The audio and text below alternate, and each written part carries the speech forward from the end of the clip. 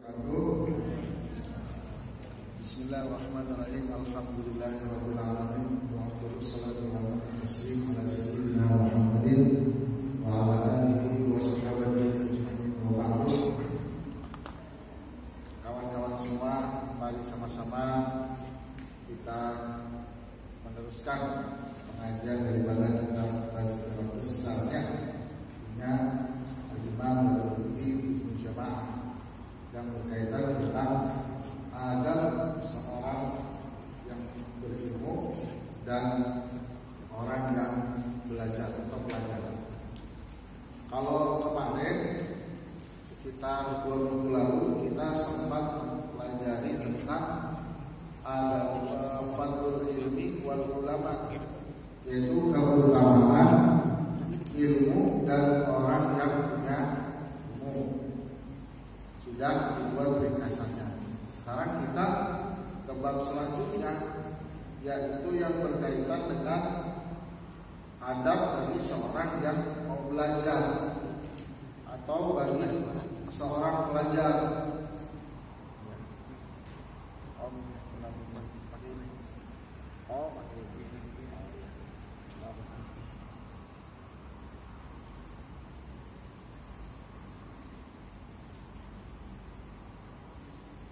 Jadi pembahasan kita kali ini adalah adab seorang pelajar. Adab seorang pelajar, gimana adabnya?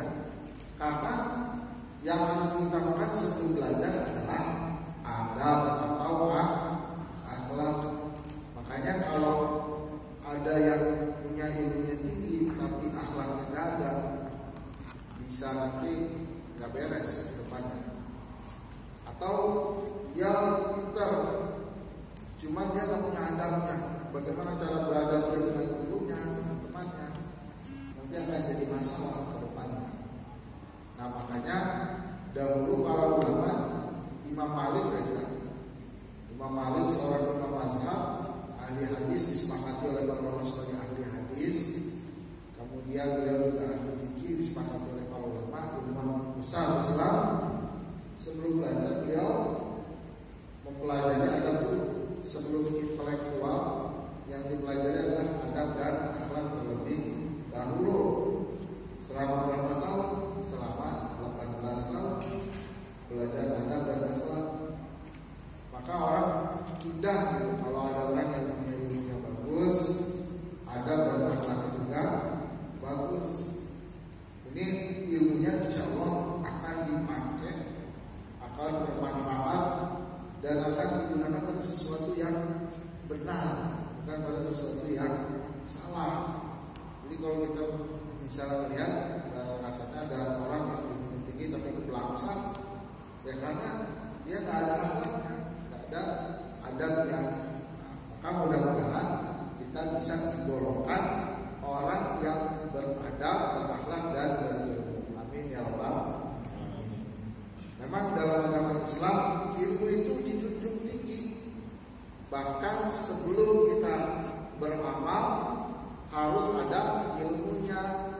Sebelum kita beribadah harus punya ilmu. Tapi jauh sebelum ilmu harus ada adab dan akhlaknya. Maka di sini di buku ini dibagi dibagi dua, akhlak seorang guru dan akhlak atau adab seorang guru dan adab seorang pelajar. Nah, adab seorang pelajar sekarang pembahasan kita itu dibagi lagi. Adab seorang pelajar terhadap dirinya, ya yang pertama. Kemudian adab seorang pelajar terhadap gurunya, dan ketiga adab seorang pelajar terhadap sekitarnya yang mencakup teman dan sebagainya. Begitu juga mencakup buku. Dan harus saya katakan lagi, pelajaran ini, pelajaran tentang adab dan akhlak, tidak hanya terkhusus buat orang yang belajar agama. Maksudnya bukan hanya buat yang spesialis dalam ilmu agama, dalam ilmu apapun sebelum dia belajar juga harus didahului dengan adab dan akhlak. Mau ilmunya biologi, mau ilmunya fisika, mau ilmunya apalagi kedokteran,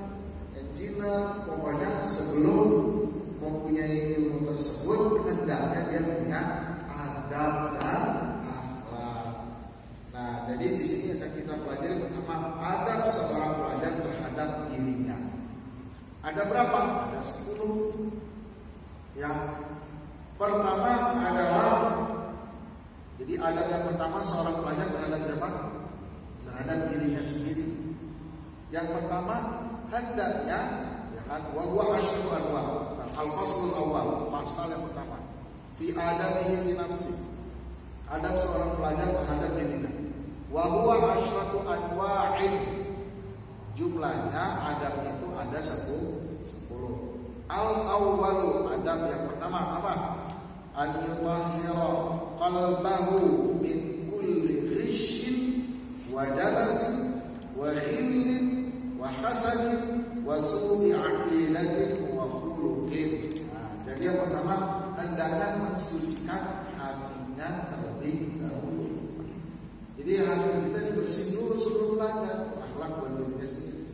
Dari apa? Min kulli ghishin, daripada sifat licik, wa danasin yang kotor, wa khillin dan sifat bakar, wa hasadin dan sifat dengki, wa su'i aqidatin, begitu juga akidah yang buruk. Maksudnya dia ketika belajar tidak yakin kalau Allah akan memberikan jalan dan memudahkan rezekinya dalam menuntut ilmu. Jadi harus dibersihin dulu hatinya, bahwasanya kita ini belajar bukan pengen ngalahin orang lain. Kita ini belajar bukan pengen dipuji-puji sama orang. Kita ini belajar bukan karena ingin kepentingan yang sifatnya duniawi, tapi belajar murni ikhlas karena Allah. Jadi yang pertama adalah membersihkan hati. Nah, ini paling pertama. Makanya kitab-kitab hadis seperti kitab Al-Imam Al-Bukhari, Sahih Bukhari, pernah dengar nggak? Pernah dengar sering ya? Sahih Bukhari sering dibaca oleh Muslim. Ketika Imam Bukhari mengarang buku, ya, Imam Bukhari menaruh bab awal pada buku itu bab tentang apa? Tentang niat. Artinya apa? Sebelum melakukan segala sesuatu yang paling penting adalah niatnya. Bersihkan hati dulu. Jangan sampai udah jalan baru bersih niat. Enggak, niat harus ada di awal. Jadi kita mau belajar apa aja yang baru masuk kuliah universitas, atau yang lagi belajar sekarang di SMK, SMA, STM, atau bahkan aliyah, atau di manapun berada, sucikan lagi hatinya buat belajar. Bahwasanya belajar juga bukan cuma ingin mendapatkan pekerjaan, tapi belajar pertama ikhlasnya karena Allah untuk menghilangkan kebodohan. Kemudian liyasruha bidzalika liqabulil ilmi wa hifzihi wal intila'i ala daqaiqi ma'anihi wa haqaiqi dhawamihi. Kenapa harus mensucikan hati? Agar yasruh, agar bisa dengan hati yang bersih itu untuk menerima ilmu. Nanti hasilnya akan beda. Orang yang belajar dengan niat dan hati yang bagus sama orang yang belajar cuma punya kepentingan, hasilnya akan beda. Dia akan mendapatkan karunia dari Allah. Kira-kira yang niatnya benar atau yang niatnya salah? Yang niatnya benar yang akan diberikan karunia dan anugerah oleh Allah. Karena dalam surah Al-Baqarah itu ayat berapa itu sebelum akhir, wattaqullaha, itu surat yang tentang hutang itu. Wattaqullaha wa yu'allimukumullah. Jadi kata Allah, bertakwalah kepada Allah, nanti akan Allah berikan ilmu. Jadi sebelum ilmu ada apa? Takwa itu berkaitan sama adab akhlak. Jadi setelah ada takwa, nanti Allah akan kasih anugerah berupa ilmu. Jadi takwa dulu baru ilmu, dan balik. Gitu. Jangan kembali atau bahkan nggak ada takwanya. Nanti malah musibah. Punya ilmu tapi nggak ada takwa. Takwa itu apa takwa? Hah? Iya, takwa menjalankan perintah Allah dan menjauhi larangannya. Oke. Nah, jadi kalau orang niatnya benar, niscaya dia punya anugerah dan diajarkan ilmu yang nggak didapetin oleh orang yang punya niat yang baik. Coba deh, kita mulai dari sekarang bersihkan. Ini berhubungan juga sama yang udah kerja atau sambil kuliah atau kerja doang. Coba mulai bersihkan hatinya. Bahwasanya kerja di sini dengan bekerja untuk mendapatkan keridhaan dari Allah. Pasti nanti hasilnya beda. Akan ada keberkahan, akan ada anugerah yang sebelumnya kita tidak rasakan. Entah itu dari mana-mana. Gak akan sama orang yang bekerja dengan misalnya pikirannya hanya ingin memenuhi kebutuhan, pasti gak akan ada habisnya dan akan capek, benar kan? Ya kan? Sama orang yang dia bekerja, bagi yang sudah berkeluarga memang dia ingin beribadah menafkahi istri dan anaknya. Bagi yang belum, karena dia ingin memakmurkan bumi, ingin menjadi insan yang bermanfaat lillahi ta'ala, akan berbeda dengan orang yang memang mengejar sesuatu untuk kepuasan dirinya. Jadi ya, kemudian wa kama rasulullah alladhi ya'ibadu jawari al-fahir alladhi ta'aratu al-fahir min al-hajr fa kadzalika la yasrimu alladhi wa ibadatu qalbi alladhi taharatihi al-khabith sifat. Salat itu syaratnya apa? Harus suci daripada hadas dan najis. Salat itu ibadah badan. Kalau ilmu itu ibadah hati. Kalau sholat nggak sah kalau dia seseorang tidak bersuci. Begitu juga ilmu tidak akan sah, tidak akan diterima ilmunya kalau hatinya tidak suci. Maka yang pertama adalah hati. Kemudian Rasulullah bersabda, inna fil jasadi mudghatan idza salahat salahal jasad wa idza fasadat fasadal jasad kullu ala wajhil qalb. Di dalam diri manusia itu ada sesuatu. Kalau dia bagus, maka seluruh tubuhnya akan bagus. Kalau dia jelek, maka tubuhnya semuanya akan jelek. Apa itu? Hati, ya kan? Nah, kalau orang hatinya udah, ini korelasinya gimana sama jasmani dan bodi kita, hati. Kalau orang yang hatinya jelek, ya kira-kira stres ya. Stres, jangan stres penuh hasad, penuh benci, penuh ini. Dia akan stres. Kalau dia stres, dari raut mukanya akan beda, akan murung, akan kesannya asem, ya kan? Lama-lama tubuhnya capek, akhirnya gula darah naik, akhirnya diabetes, misalnya, ya kan? Kalau orang yang dia bersih, ya kan? Semuanya lillahi ta'ala, ya kan? Nggak ada beban, mukanya enak, akhirnya awet, muda, benar nggak? Iya, berarti semuanya ada di mana? Ada di hati. Oke, jadi Rasulullah nggak salah bersabda di dalam tubuh manusia ada sesuatu yang kalau dia bagus, semua tubuhnya akan bagus. Dan kalau jelek, semuanya akan jelek. Nah itu dia. Jadi poin pertama, akhlak seorang pelajar kepada dirinya, akhlaknya pertama adalah mensucikan hatinya dari segala yang mengotorinya. Sebelum belajar, bersihkan dulu hatinya. Dengan apa? Dengan pertama, banyak zikir, membaca Quran, bergaul sama orang soleh, sama ulama, sama asatidz. Itu dia cara membersihkan hati. Kemudian poin yang kedua, akhlaknya apa nih yang kedua? Husnul niyyah fi talabil ilmi. Ya. Baik niatnya dalam menuntut ilmu. Baik niatnya apa? Niat yang sudah wajib Allah wal amala bih wa ihya asy-syari'ah wa tanwir qalbi wa tahliyat batin. Jadi yang kedua, akhlak yang kedua adalah bagusnya niat. Kalau yang tadi mensucikan hati, yang kedua memperbagus niat. Cara niat untuk ilmu gimana sih? Pokoknya niatin untuk mendapatkan keridhaan Allah. Yang kedua untuk mengamalkan. Misalnya orang yang belajar fikih, berarti amalin dia ketika dia lagi sholat, lagi zakat, lagi puasa. Kalau ilmunya bukan ilmu agama bagaimana? Oh dia misalnya belajar ilmu matematika hebat. Gimana cara ngamalinnya? Cara ngamalinnya adalah dengan mengajarkannya, dengan menerapkannya dalam kehidupan. Bahwasanya segala sesuatu harus dihitung, ya kan? Ya bukan pelit maksudnya, dihitung semuanya juga, gitu kan? Atau yang belajar ilmu apa, dipraktekin kedokteran, dipraktekin cara makan yang baik bagaimana. Jangan sampai belajar ilmu kedokteran tapi dia malah kena sakit jantung, kan gak lucu gitu kan. Caranya gimana sih dia terhindar daripada penyakit jantung? Amalin yang dia udah pelajarin dalam ilmu kedokteran. Nah, jadi niatnya pertama karena Allah, yang kedua untuk mengamalkan, yang ketiga untuk menghidupkan syariat Islam untuk menegakkan. Emang bisa bukan dengan ilmu agama syariat Islam tegak? Ya bisa, gitu kan? Dengan ilmu kedokteran nanti para ulama, para ustaz dikasih tahu cara bagaimana sehat sehingga dia bisa mengajar, sehingga tegaklah syariat Islam.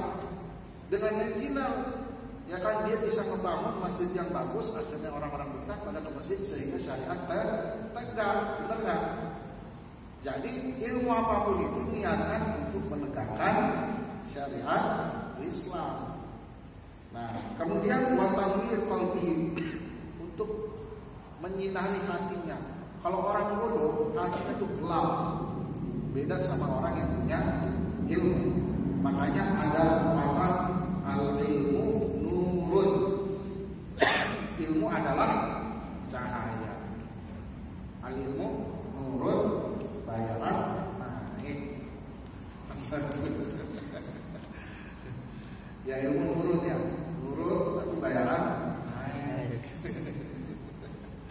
Oke, nur itu adalah cahaya. Tahu nggak kenapa ilmu diibaratkan sebagai cahaya itu kenapa? Nah, kita sering dengar ilmu itu cahaya. Kenapa emang? Hah? Apa? Menunjuki. Apa? Petunjuk. Ya, coba dijelaskan lebih spesifik lagi, lebih detail. Kenapa? Jadi ini gaya bahasa, dalam bahasa itu gaya bahasa tasbih, menyerupai, penyerupaan. Jadi ilmu nurut ibarat kata kita belajar, kita misalnya berjalan sesuatu di tempat yang gelap, ya. Kita bisa terjatuh nggak ke dalam lubang? Misalkan siapa tahu di dalam lubang itu ada apa namanya, ular atau ada apa. Tapi kalau kita megang misalnya center, kita bisa tahu nggak di sana ada lubang, di sana ada ini? Bisa tahu nggak? Tahu. Bisa tahu.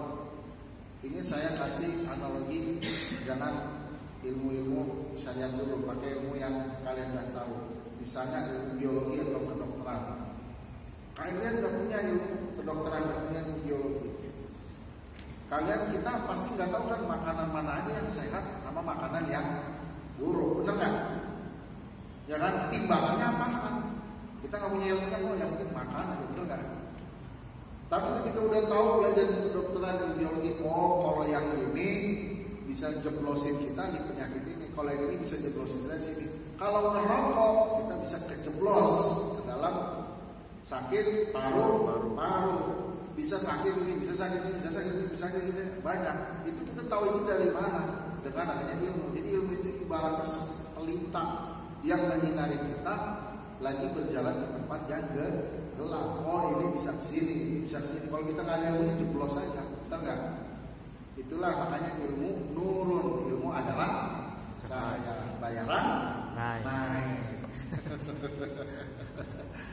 Kalau bayaran naik nggak ngadu ke sini, ke pemerintah sana. Gitu. Bayaran naik mulu. Oke.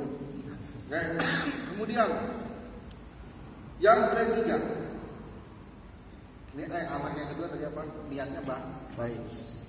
Tadi niat bagusnya pertama niat untuk mendapatkan keridhaan Allah. Yang kedua untuk menegakkan syariat.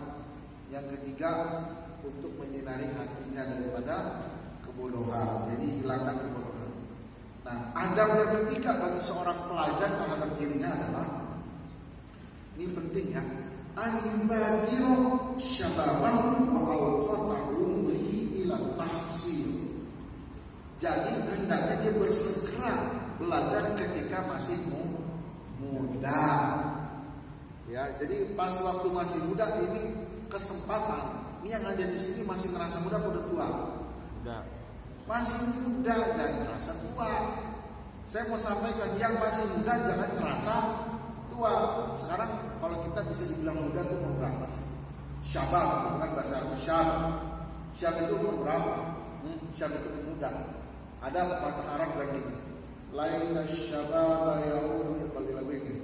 Laita syababa yaudu yauman fa'ukhbirahu bima fa'alal masyibu. Laita, seandainya masa muda kembali sehari aja, saya akan kabarin apa yang terjadi di masa tua. Sekarang pemuda syabab, syab itu umur berapa, dari berapa sih? Nah, kalau dalam bahasa Arab dari akil balik sampai umur 30, ada yang bilang sampai umur 40. Taruhlah 40 aja biar panjang masa mudanya. Sampai umur 40 itu masih muda, syab, masih syab. Syab itu terkenal dengan kuat, itu kan kuat, energi, semangat. Jadi yang belum 40 jangan ngerasa tua dulu. Baru berlama, ya udahlah, udah umur segini ngerasa tua. Ya. Gimana? Ntar umur 50 tahun mau ngomong apaan? Kalau umur 28 udah ngerasa tua, umur 50 tahun mau ngomong apaan? Ya kan? Kalau sekarang udah ngerasa tua, ntar umur 60 tahun mau ngomong apaan? Udah mau tanah, gitu ngomong kita. Iya. Sekarang masih muda yang ada di sini, termasuk saya. Ya memang. Jadi ketika masa muda ini perbanyaklah belajar, ini adabnya. Jadi ketika dia muda, hendaknya dia memperbanyak dengan belajar. Karena pas sudah tua udah nggak bisa. Coba lihat, saya punya kelas sama bapak-bapak umurnya dari 20 tahun ke atas. Itu kuat paling 3 pertemuan doang habis itu bubar. Kenapa? Emang begitu. Makanya ada pepatah, at-ta'allumu fis sighar kan naqshi 'alal hajar wa ta'allumu fil kibar kan naqshi 'alal ma. Belajar di waktu kecil kayak mengukir di batu. Maksudnya pas waktu masuk muda segini-segini masuk juga. Dan belajar di waktu tua kayak mengukir di atas air. Jangan kata seminggu kemudian saya tanya hafalnya minggu lalu, saya kasih hafalan 10 menit lagi saya tanya udah lupa lagi. Itu udah begitu. Makanya selagi masih di zaman sekarang janganlah entar dah. Wah itu makanya kata Imam Ghazali, taswif suka entar itu paling bahaya. Entar, wah itu apalagi dalam bilang entar itu nggak tahu kapan. Entar aja dah, kan? Sebulan, entar aja dah. 35, entar aja dah. 40. Udah 45 belum belajar gimana, udah sibuk sama ini, udah akhirnya nggak bisa. Makanya pas lagi waktu muda adalah kesempatan. Ya sekarang baik yang akhwat dan ikhwan jangan ngerasa tua dulu, ya kan? Masih muda sekarang.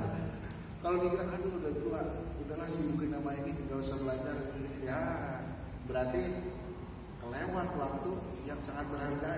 Jadi ini adab juga. Nah terus di sini disebutkan wala yantar bi khilafis taswif wa ta'mim fa inna kulla sa'atin tamdi min umrihi la badala. Ya, janganlah tertipu dengan sifat taswif, menanti-nanti, mengentar-entarkan. Karena inna kulla sa'atin, karena setiap jam tamdi itu lewat min umrihi, dari umurnya, wala badala, dan tidak ada ganti.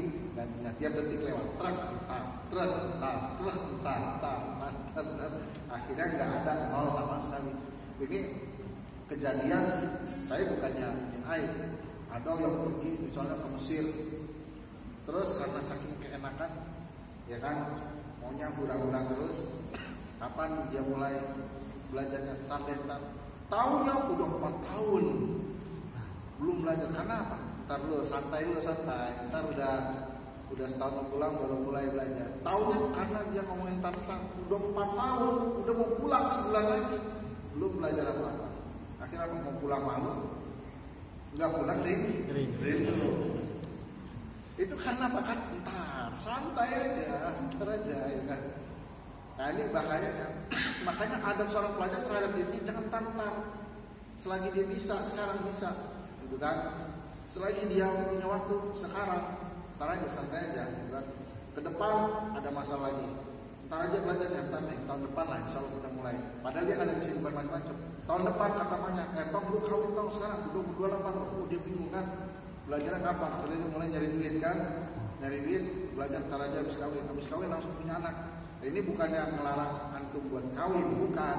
Maksudnya kalau dientarin siapa tahu di ke depan itu ada kesibukan yang menghalangi kita buat belajar. Kita nggak tahu, ada qadarullah, benar nggak? Makanya adanya jangan ditantang. Nih, ukti, ikhwan, yang belum tahu nih gimana sih cara rukun sholat ini, belum tahu, cari guru fikih, ya kan? Jangan nanti cari pengajian masih belajar fikih yang bagus, yang kitabnya jelas, gitu kan? Kalau ada kesempatan langsung, ada waktu langsung, ya santai aja, udah sih usah buru-buru, gitu kan? Ntar aja santai, 40 tahun juga, tahu, ya kan? Udah sih santai aja, ntar aja, gitu kan? Tahu-tahu udah 20 tahun. Nah, inilah kebanyakan kegagalan seorang pelajar. Saya ulangi lagi, kegagalan seorang pelajar 90% karena sifat taswif, entah bukan. Ya antar aja lah. Taswif itu bahaya ya. Oke. Kemudian wayak terlayak minan alat syahila. Jadi hendaknya dia melepas diri dari sesuatu yang kira-kira bisa menyibukkan dia, menghalangi dia dari ilmu. Ini maksudnya bukan ninggalin pekerjaan, bukan. Maksudnya jangan sampai dengan kesibukan dia malah dia benar-benar tidak belajar. Jadi sesibuk apapun sempatkanlah buat belajar, sesibuk apapun sempatkanlah buat menuntut ilmu. Kalau dulu, ini ulama zaman dulu, ada yang dia meninggalkan semuanya untuk belajar. Artinya sampai kerja pun dia tinggalkan, dia akan fokus belajar. Makanya kebanyakan ulama zaman dulu yang ilmuwan dalam segala bidangnya, itu mereka pertama-tama ketika mereka belajar itu kehidupannya prihatin. Nah, kehidupannya prihatin karena dia meninggalkan semua. Tapi setelah mereka jadi ilmuwan, jadi ulama, Allah angkat derajatnya. Kita lihat Fakhruddin Ar-Razi, kalau belum pernah dengar ya. Beliau seorang ahli teologi Islam yang banyak mendebat orang-orang ateis dan banyak masuk Islam dulu di zaman kejayaan Islam. Ya bagaimana Allah mengangkat derajatnya sampai detik ini namanya terus hidup. Jadi kalau orang yang punya ilmu pasti akan Allah angkat derajat. Lihat aja Pak Habibie, ya kan? Ya Pak Habibie namanya masih hidup. Ini sampai bukan sampai sekarang, nanti sampai ke depan 50 tahun ke depan, 100 tahun Pak Habibie namanya tetap hidup. Kenapa? Allah tinggikan derajat orang yang punya ilmu, ya kan? Begitu juga contoh Pak Quraisy yang terlepas dari kontroversialnya. Kita jangan lihat itunya. Dulu Pak Quraisy kan belajar di Al-Azhar, ya kan, prihatin sampai kerja, mohon maaf karena buat pendidikan hidupnya kerja rela-rela mau jadi kuli di sana, prihatin. Tapi setelah punya ilmu Allah angkat derajatnya. Coba sekarang hidupnya udah enak, bener nggak? Jadi Allah nggak bakalan menyia-nyiakan orang yang punya ilmu. Pasti akan Allah angkat derajatnya selama orang itu belajarnya niatnya benar. Pasti nggak akan disia-siakan sama Allah. Yakinnya sama Allah, bukan sama orang. Oke? Jadi yang kedua ini adabnya adalah yang ketiga, jangan suka menunda dan hendaknya memulainya pas waktu muda. Emang ada beberapa ilmuwan Islam zaman dulu, ya kisah-kisah menarik itu ada. Kisah-kisah menarik itu mereka mulai belajar umur 40 tahun, 50 tahun. Itu kok bisa? Bisa, tapi jarang-jarang. Ada kisah begini, seorang merbot di Masjid Al-Azhar zaman dulu, namanya Khalid. Dia merbot, ya kan? Dia nggak bisa apa-apa. Dia dulu suka masang lampu templok. Setiap maghrib pasang sama dia. Ketika dia lagi pasang lampu templok, di bawahnya ada orang yang lagi belajar. Dia lagi nulis. Lampu temploknya jatuh, sangat ngebakar bukunya. Langsung dicibir sama si pelajar itu. Dia marah kan, bukunya kebakar. Ya bahasa kasar gini. Bahasa kasarnya kan. Bego. Ini buku saya kebakar nih. Ya kan? Habis itu si Khalid ini yang membuat dia minta maaf. Habis minta maaf, dia ngerasa sakit hati. Waduh, saya dipanggil bego, kan? Tapi dia ngerasa emang benar gitu. Akhirnya apa? Dia mulai belajar. Umur waktu itu udah umur masuk berapa? 40 tahun. Dan jadi ilmuwan bahasa Arab. Dan namanya karangan sampai sekarang masih dipelajari sama para santri-santri di pondok pesantren. Nah itu baru mulai belajar umur berapa?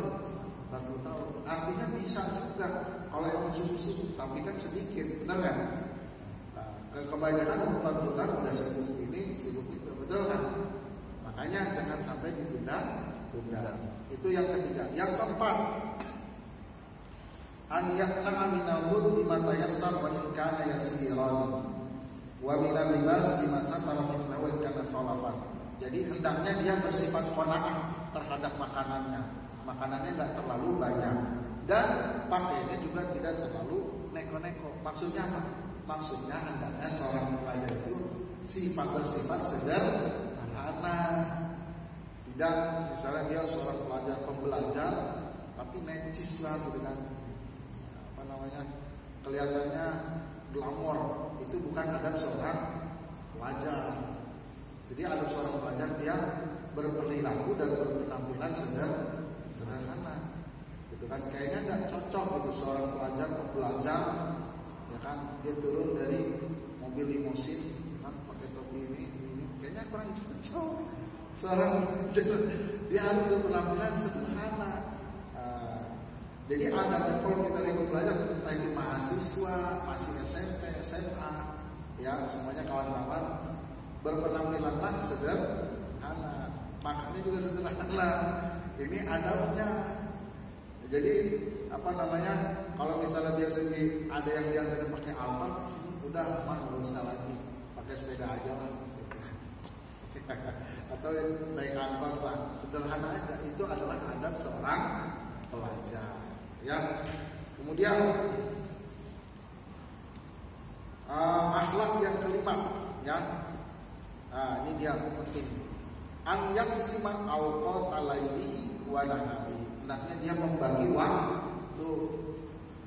Wa yahtanima, hendaknya dia apa namanya, mengambil ghanimah, maksudnya dia menanam waktunya dengan baik. Jadi dibagi. Pernah ada satu kisah, ya. Ini saya coba ke Akhwat coba ini. Dulu nih di Mekah, di Madinah, ada seorang budak Habasyi, namanya Atha bin Abi Rabbah. Namanya siapa? Atha bin Abi Rabbah. Orangnya gimana? Orangnya hitam banget, bahasanya keling ya, pokoknya hitam banget lah. Hitam. Kalau malam-malam dia nggak kelihatan, kecuali kalau dia nyengir, giginya kelihatan. Hitam keling, bibirnya tebal, ya kan? Bibirnya tebal, ya kan? Giginya kuning, matanya merah, gitu kan? Rambutnya keriting, ya. Kakinya pincang. Tuh kurang tahu apa coba? Ya, tadi rambutnya keriting, bibirnya tebal, matanya merah, giginya kuning, kulitnya hitam, kakinya pincang. Saya tanya, Akhwat mau nggak nikah sama dia? Hah? Ada yang berani nggak? Saya nikah karena Allah saja. Berani? Dan dia satu lagi tambahan, statusnya sebagai hamba sahaya. Hamba sahaya itu apa? Budak. Bukan pembantu, dia sebagai budak. Budak itu kalau zaman dulu kan, tahu kan, ya. Jadi dia kita miliki, nggak kita bayar, dia kerja sama kita, tapi kita kasih makan. Itu namanya budak. Dia budak. Ini kalau dalam mata orang normal, mata orang biasa, pasti kan kita melihatnya dia punya cacat, benar nggak? Kekurangan, benar nggak? Jujur aja, ya, kuat ya. Dia bilang bisa bilang jelek lah, benar kan? Iya. Tapi apa? Dia bisa membagi waktunya. Seperti dari 24 jam itu dia bagi sepertiga berkhidmat buat tuannya, sepertiga buat dia belajar, sepertiga buat dia ibadah. Jadi dibagi berapa selama 24 jam? Nah, ibadah itu masuk dalam istirahat juga buat dia. Sepertiga buat khidmat, sepertiga buat belajar, sepertiga buat ibadah. Karena tuannya melihat dia hebat, sungguh-sungguh dalam belajar, ketentuannya apa? Saya merdekakan kamu, dimerdekakan. Seiring berjalannya waktu, karena di keistimewahan dia dalam menempuh dan menimba ilmu hadis, dia menjadi ilmuwan besar dalam ilmu hadis, menjadi ulama besar di Madinah. Itu saking dia alimnya, saking hebatnya, itu khalifah duduk di bawah dia duduk di atas. Khalifah waktu itu datang ke Masjidil Haram. Dia melihat mana yang namanya Atha bin Abi Rabah. Ternyata dia mengisahkan dia ada di sana. Padahal itu Atha bin Abi Rabah. Singkat cerita, Atha bin Abi Rabah naik ke majelisnya. Terus si Khalifah nanya, mana Atha bin Abi Rabah? Ditunjukin, itu orangnya. Ternyata yang dilihat orang itu yang nunjukin tadi Khalifah, yang perawakannya jelek, hitam, ya kan, matanya merah, rambutnya keriting, pincang lagi. Ternyata dia Atha bin Abi Rabah dan Khalifah duduk di bawah. Bayangin, yang orang menurut kita cacat, punya banyak kekurangan, tapi Allah tinggikan derajat dengan apa? Dengan ilmu. Itu ditinggikan derajat dengan Khalifah duduk di bawah. Kemudian Khalifah bilang apa? Khalifah bilang, mau dong anak saya les sama ente, privat. Apa kata Nabi Muhammad? Apa katanya? Al ilmu yakti wala yukta. Ilmu itu al ilmu yukta wala yakti. Ilmu itu didatengin, bukan datang. Paham nggak? Jadi nggak ada istilah privat. Anak ente duduk di sini kalau mau ilmu. Nggak ada yang datengin anak ente. Itu orang yang menurut kita, di mata kita tuh penuh cacat, kurang, jelek, ya kan? Tapi Allah tinggikan derajatnya di hadapan khalifah, di hadapan presiden. Ibaratnya presiden datang ke dia, saya mau dong anak saya privat sama ente, coba sebaik ya. Kalian punya keahlian misalnya bahasa Inggris. Tiba-tiba presiden bilang, Ukti atau siapa gitu, mau nggak ini privatin anak saya deh, bulanannya ada. Saya nggak yakin kalau ente bisa nolak, ya kan? Yang minta presiden, bener nggak? Ya kan? Saya nggak yakin antum bisa nolak, ya kan? Minta privatin anak saya tiap bulan nih, saya ada di gajinya. Presiden yang minta, gitu kan? Nah ini baik khalifah kaum muslimin minta seorang yang lincah, jelek, gitu kan? Yang tadi udah saya sifatin, dia minta ke seseorang yang model begitu. Kenapa orang itu sampai diminta begitu? Karena dia punya ilmu. Dan gimana dia bisa mendapatkan ilmu? Karena dia bisa membagi waktu. Jadi itu Allah tinggikan derajat. Kalau kita bisa membagi waktu, kapan kita harus belajar, kapan harus gini, insya Allah seiring berjalannya waktu akan ada banyak ilmu yang kita dapatkan dalam waktu 5 tahun, dalam waktu 6 tahun, apalagi 10 tahun. Nah makanya seorang muslim itu hidupnya, orang muslim yang baik ya, hidupnya itu bukan hidup berjalan tanpa rencana, tidak ada rencana. Jadi dibagi waktunya. Itu yang diajarkan kita oleh para ulama-ulama kita zaman dulu. Hendaknya kita menerapkannya. Nah, jadi bukan ya udah jalanin aja. Jadi nggak gitu juga. Harus kita bagi waktu. Itu akhlak yang kelima.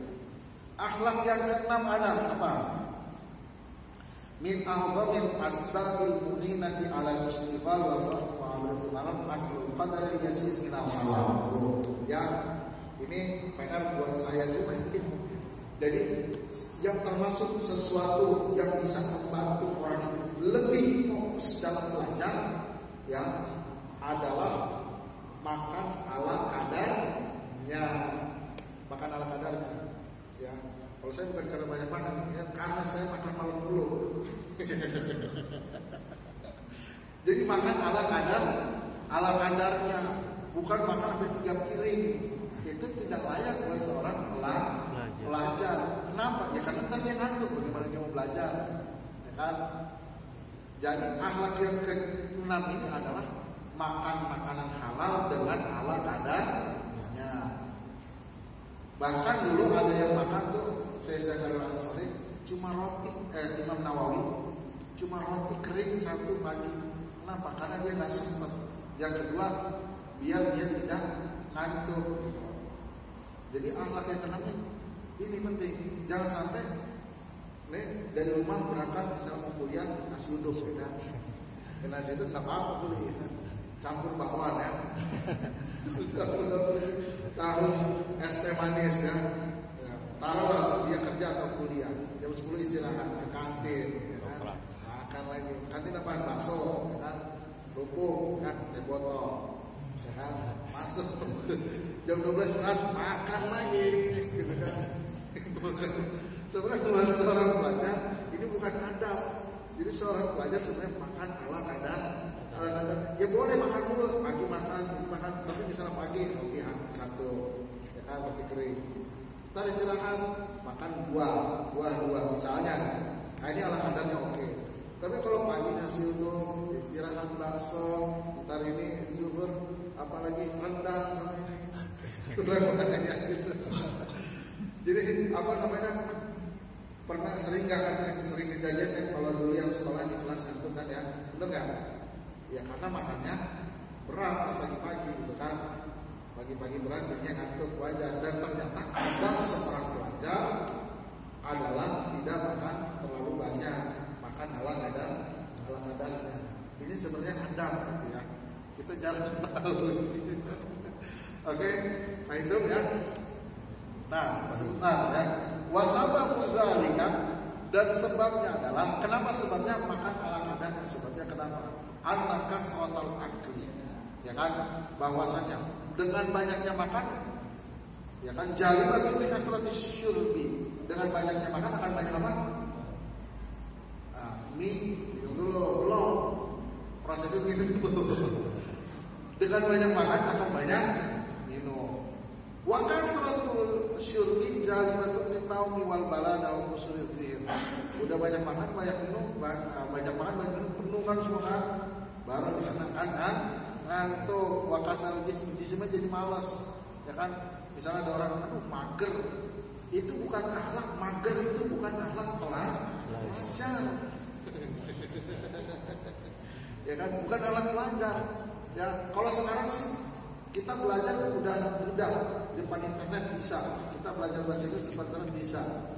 Kalau zaman dulu, ya kan, Imam Bukhari aja mau nyari satu hadis doang. Jalan dari Bukhara ke Baghdad, jaraknya berapa ribu kilometer, kayak dari sini ke Bangkok kali, dari Jakarta ke Bangkok, jalan cuma punya satu hadis. Kalau zaman sekarang dari satu hadis nggak perlu jalan jauh-jauh, depan internet bisa, bener nggak? Mau belajar bahasa Inggris depan internet bisa, bener nggak? Udah mudah begini, tinggal buka internet doang, masih juga mager, berarti celaka lah gitu. Udah saking gampangnya belajar, tinggal buka laptop, tinggal buka, masih aja mager, celaka lah. Baik, jadi udah mudah banget. Pengen belajar agama juga ada rekamannya, gitu kan? Buat buka laptop malas juga, mager juga, maka yang ada celaka. Baik, Rasulullah pernah bersabda, pertama, kun aliman, kata Rasulullah, jadilah orang yang alim, jadilah orang yang berilmu. Kedua, fa in lam takun aliman fakun muta'alliman. Jadi kun aliman au muta'alliman, jadilah orang berilmu. Kalau nggak bisa, jadilah orang yang belajar ilmu. Kalau nggak bisa juga, kun muhibban, akun mustami'an, jadilah orang yang mendengarkan ilmu. Kalau nggak bisa juga jadi pendengar ilmu, kun muhibban, jadilah orang yang cinta ilmu. Jangan jadi yang kelima, maka akan celaka. Yang kelima itu apa? Ilmu nggak punya, belajar juga enggak, ya kan? Dengerin ilmu juga enggak, cinta ilmu juga enggak, malah dia kebuli misalnya. Celakalah orang yang kelima. Ini hadis Rasulullah. Jadi pertama apa? Kun aliman, jadilah orang yang au muta'alliman, atau orang yang belajar, au mustami'an, atau orang yang mendengar. Jadi udah nggak punya ilmu, udah nggak belajar, jangan banyak ngomong, jadilah orang pendengar yang baik. Kalau nggak bisa jadi pendengar, kun muhibban, cukup dia cinta, ya kan? Tapi kata Rasulullah, wala takun khamisan, jangan jadi yang nomor 5. fatahlak, maka kamu akan hancur. Ya itu tadi, nggak punya ilmu, nggak belajar, nggak mendengar, juga nggak cinta, ya dapat apaan dong? Maka akan kegiles diri, bener nggak? Ya kan? Terus ada 4 kriteria orang kata Imam Ghazali. Apa? Pertama, orang yang tahu kalau dia tahu. Maksudnya apa? Ada seseorang dia tahu kalau dia itu pintar. Oh ini orang paling beruntung nih. Dia tahu kalau dia pintar. Dia tahu kalau dia bodoh. Ini beruntung. Dia tahu kalau dia bisa. Dia tahu kalau dia tidak bisa. Beruntung. Ini orang yang pemimpin. Kriteria kedua, dia tahu tapi dia nggak tahu kalau dia tahu. Dia pintar, ya, dia cakap, dia lihai, tapi dia nggak tahu kalau dirinya itu begitu. Ada orang yang dia sebetulnya cerdas, dia bisa paham, tapi dia nggak percaya diri kalau dia itu bisa paham dan cerdas. Banyak nggak kayak gini? Banyak. Kalau kayak gini sadarin, sadarin. Aukidu, aikidu, sadarin dia, beri dia sadar. Ada kriteria ketiga, ya kan? Dia tahu kalau dia tahu, kalau dia nggak tahu dan dia tahu kalau dia nggak tahu. Kan tadi kalau yang kedua dia tahu tapi dia nggak tahu kalau dia tahu. Itu yang nomor 2, ya kan? Kalau yang nomor 3, ya dia nggak tahu, dia nggak bisa, dan dia tahu kalau dia nggak tahu, dia nggak bisa, dia tahu. Misalnya apa? Oh, saya ini bodoh dan saya tahu kalau saya bodoh. Itu orang beruntung. Itu dia beruntung. Selamat dia, selamat kan? Ya selamat lah, ya kan? Misalnya dia dicoba, tolong dong beli mobil saya. Oh maaf, saya nggak bisa. Oh berarti dia tahu kalau dia nggak tahu. Bener nggak? Selamat tidak? Bener nggak? Nah, yang nomor 4 ini masalah. Yang nomor 4, dia nggak tahu dan dia nggak tahu kalau dia nggak tahu. Dia bodoh, cuman dia nggak tahu kalau dia bodoh. Wah ini repot nih, bener nggak? Repot nggak? Repot. Dia contoh kecil. Kalau benerin dong mobil saya nih, kalau saya mau